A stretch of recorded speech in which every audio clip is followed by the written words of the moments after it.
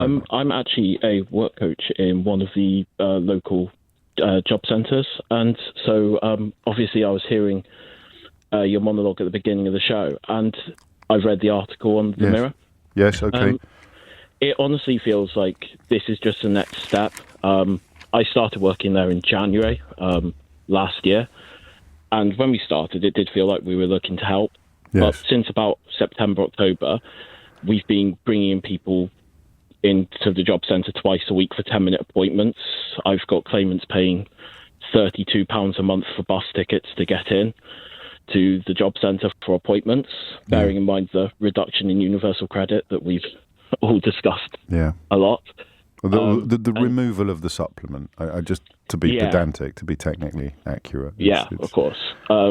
So I found a lot of people getting less money on benefits, being expected to come in twice a week with more of an emphasis put on referring them to decision makers for sanctions. So this just feels to me, someone who works there, as if it's the next step to almost punish more people. I mean, I don't even know. I just looking at my inbox, which is not scientific. How much is it a week for a normal adult, for over 25? How much is it, the universal credit? Exactly. I only really know the monthly fee. Yeah, go on. Which is £324 a month.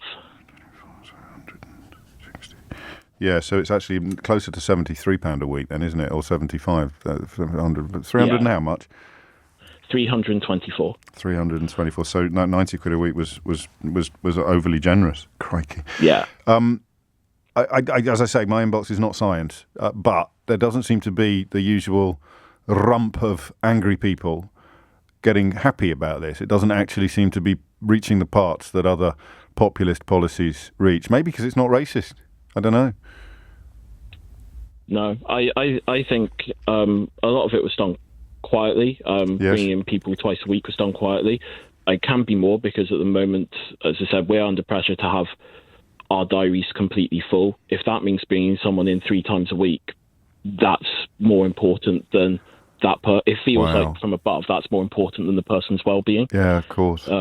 Of course. And this is only going to make things worse then, isn't it? Because after 4 weeks, you take whatever is available, or you get even less than £324 a month.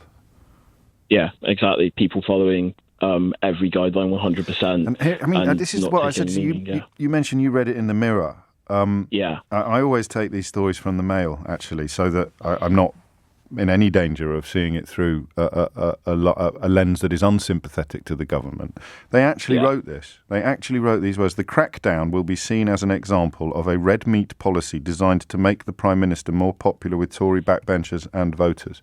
No mention at all, really, of it being of benefit to employers or job seekers. That's incredible, that. I think there's a lot of employers, especially in somewhere like Cardiff, there's a lot of employers who want people with certain qualifications and things as well. And you do find that you've got a mix of 2 sorts of jobs.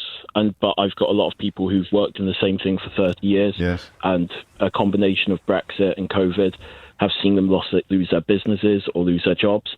And it's still difficult for them to get back in. And it's difficult for a lot of people to work out where they see their next steps as well. And I think 4 weeks is not enough. And politically, it appears to be built upon the premise that if you have one job seeker and one job vacancy, then, that's it, problem solved. But of course, the job vacancy may not fit the job seeker, and the job seeker may not fit the job vacancy. This is one of the nastiest, stupidest things that even this government has ever done.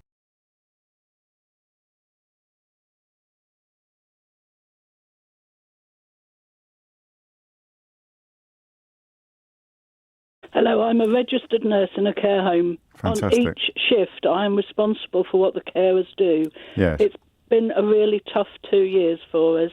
If we have people working who don't really want to be there, then I can't trust them.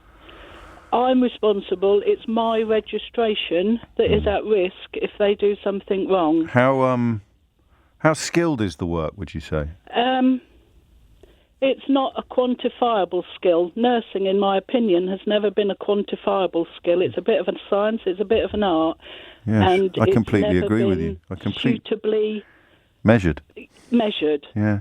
So you can have somebody who can barely read and write, and yes, I've had carers who can barely read and write, and we've helped them through all the e-learning that they have to do. But the desire to be a carer, they have different skills, yes, because they care. They see that elderly person as a person, not as a number.